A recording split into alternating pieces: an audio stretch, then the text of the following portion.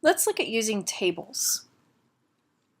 Why work with tables? Well, here's a great example. If you see here, we've got a table that I've put the images in. Above it, I'm not using a table.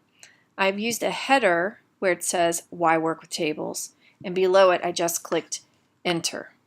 But if I backspace, it automatically turns into a header. If I had separated that with rows in a table, that would not have happened. So I have to manually put it back.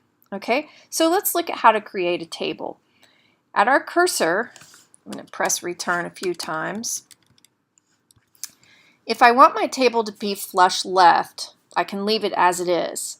I like to center things. If I'm going to have one cell, just one cell, with maybe a video in it, a link to a YouTube video, or perhaps this video, I might just click on the one cell. If I want to divide it, I would click the two, like this. So let's look at creating two cells so we can put these things in it here. Notice that it's very thin.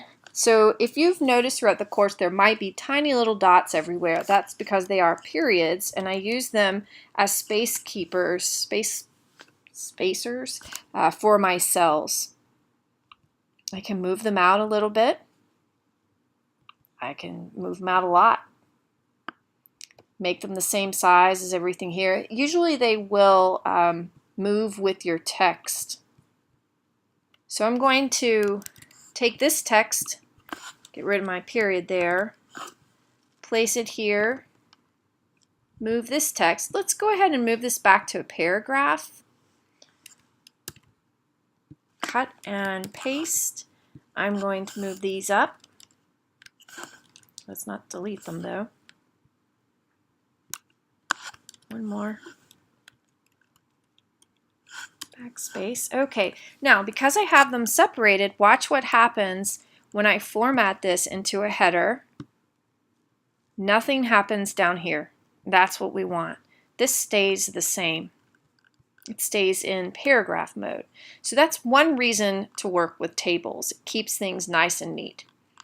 Another, as you see here, I've been able to insert images into the spaces, and I can tell them, okay, I want to insert an image and flush it left. If we go up here, I can align it left or center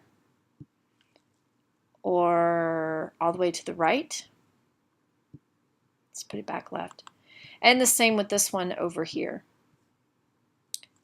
That is the main reason I use tables. I mean, obviously, if you're going to separate information for your students, or you have a rubric that you want to visualize, I mean, I would just upload an image of the rubric. But this is one reason I use tables. And then you update it. And look how nice and neat it is. No one knows that a table is there. Okay, so another one I'll show you how to put color around them. Thanks.